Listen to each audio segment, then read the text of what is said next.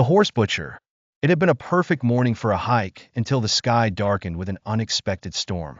The once crystal clear trail had turned into a slippery, muddy mess as Emma and Sarah wandered deeper into the woods, trying to find their way back. But the storm grew fierce, the wind howling and the rain pouring down in sheets, making it almost impossible to see more than a few feet ahead. Just a little further, Emma said, trying to steady herself on the slick trail.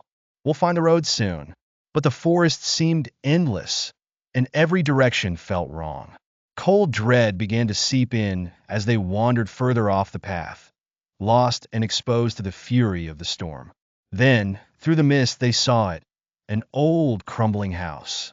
It looked abandoned, but it was shelter, something that would keep them safe from the rain.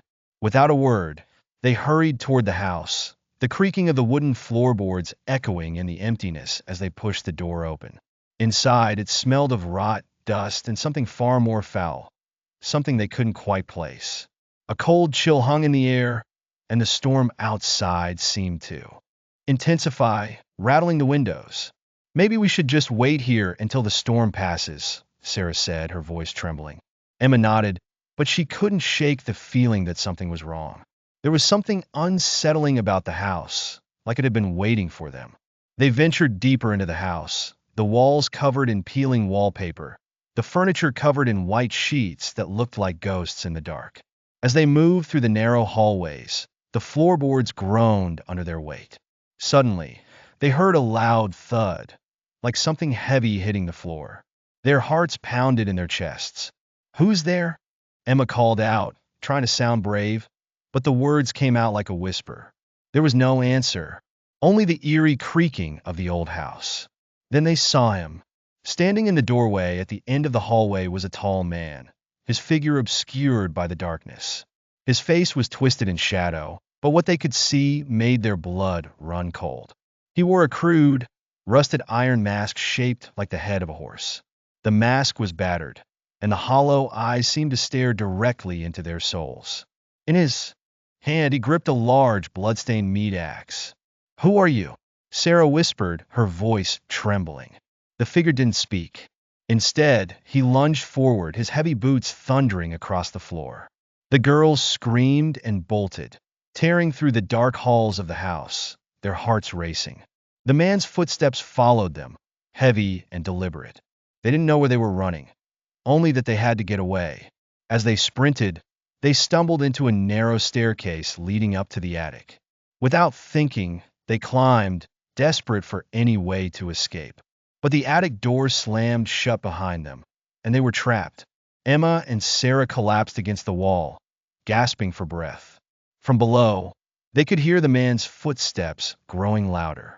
The door to the attic rattled violently as he pounded against it, eager to catch his prey. "Where do we go now?" Sarah gasped. The attic was small and dark, with only a single window. The storm still raged outside, but they could see the first faint light of dawn beginning to break through the clouds.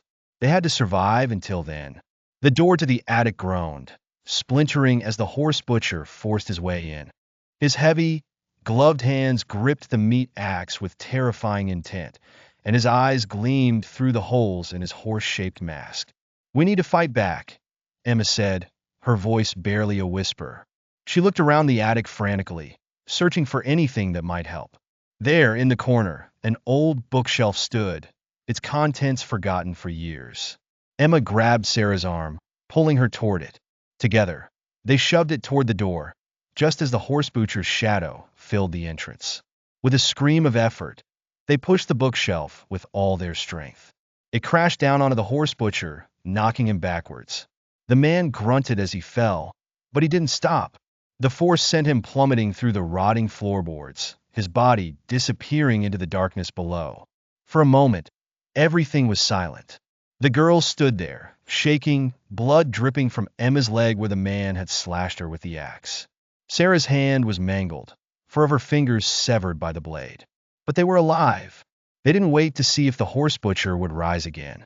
The morning sun began to filter in through the cracks in the attic, and they hurried down the stairs, limping out of the house. Each step was agony, but they forced themselves to keep moving. As they reached the door, they paused. The hole in the floor where the Horsebutcher had fallen was wide open. They peered down into the darkness. "Do you think he's—" Sarah started, but Emma didn't let her finish. "I don't care," she said, her voice strained but determined. "We need to get out of here." They turned to leave, but before they did, Sarah glanced back at the hole one last time. Her breath caught in her throat. The Horsebutcher's body was gone. In the distance, the sun broke through the storm clouds, casting light on the twisted trees that surrounded the house. Emma and Sarah didn't look back as they limped away, desperate for safety. But deep in the shadows of the woods, the Horsebutcher was waiting.